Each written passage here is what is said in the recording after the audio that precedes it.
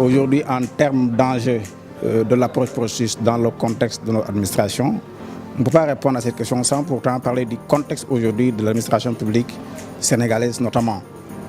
Parce que si vous regardez aujourd'hui, en termes de contexte, nous avons des populations ou des usagers très exigeants en matière de qualité de service qui doit être rendu.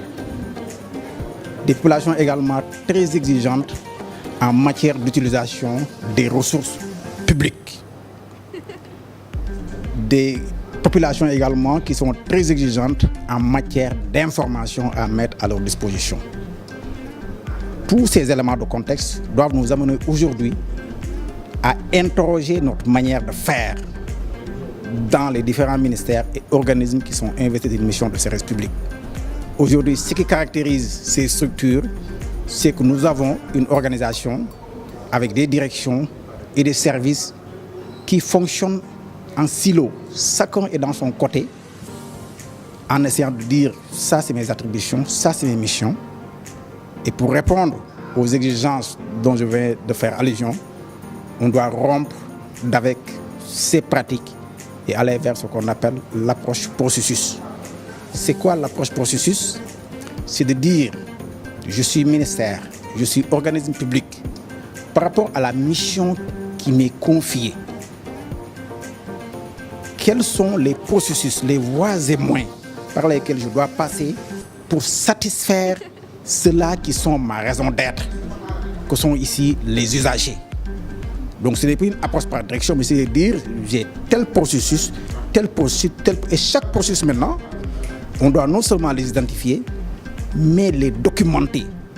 C'est-à-dire en disant, pour ce processus-là, voici le pilote, et ce pilote-là, voici ce qu'il doit faire à chaque étape de la transformation de l'activité qu'il est appelé à faire. Ce qui fait donc qu'en termes d'enjeux d'approche par les processus, ça nous permet, dans un premier temps, de gagner en temps. Ça nous permet également de délivrer un service public qui est à la hauteur des attentes des citoyens. L'autre aspect également de l'approche par processus, l'enjeu, c'est qu'il permet aujourd'hui d'améliorer la communication entre les services d'un même ministère, mais également entre deux ministères différents. Vraiment, en termes d'enjeux pour l'approche par les processus, c'est ces trois éléments clés qui, à mon avis, me semblent essentiels pour relever aujourd'hui le défi du renouveau du service public. Alors, l'enjeu principal de l'approche processus pour l'administration publique réside sur le fait que cette technique, cette méthodologie permet d'avoir une vision transversale de l'administration publique. À deux niveaux. Déjà, au niveau management, par les processus, ça veut dire quoi? Ça veut dire qu'il s'agit de décomposer les activités d'administration publique en processus pour après voir un peu la cohérence et l'alignement par rapport aux objectifs stratégiques de cette administration publique. Le deuxième niveau, c'est le management des processus. Nous sommes à un niveau opérationnel et c'est un acte de management. Ça veut dire que c'est permettre aux managers de pouvoir piloter les performances des équipes.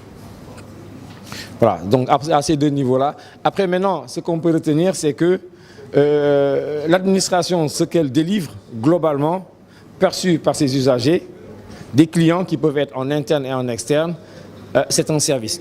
Et ce service-là, inéluctablement, découle d'un processus. Donc c'est sa raison d'être. Parce qu'un processus doit délivrer quelque chose pour exister. Nous avons assisté à un atelier organisé par la DGFP sur l'élaboration des procédures.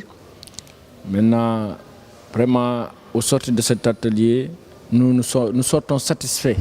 Pourquoi? Parce que tout simplement, nous avons revisité notre manière de faire au niveau de la direction générale par rapport à nos procédures, mais qu'aujourd'hui, nous sommes assez outillés pour revoir un autre système de management. Donc cet autre système de management nous permettra d'être plus efficaces en termes de gestion de nos dossiers, mais aussi en termes de satisfaction de nos usagers. Et ça, là, de façon scientifique, nous allons procéder différemment avec des outils qui nous permettront à chaque fois de savoir exactement la quantité de dossiers traités, la qualité, mais aussi en même temps que ce soit fait dans des délais et que tout soit dans un document ou bien dans des documents qui nous permettront d'avoir une visibilité sur ce que nous faisons, à chaque fois de pouvoir améliorer. Donc vraiment au sortir de cet atelier-là, je pense que le ministère de la fonction publique et plus particulièrement la direction générale de la fonction publique avec ses différents démembrements aura une autre façon de faire, une autre vision, c'est-à-dire qui permettra d'être plus efficace, d'être plus efficient. Et vraiment, nous en remercions le DGP par rapport à cette initiative et que vraiment nous pensons que aussi d'autres ateliers suivront pour continuer exactement sur cette lancée-là.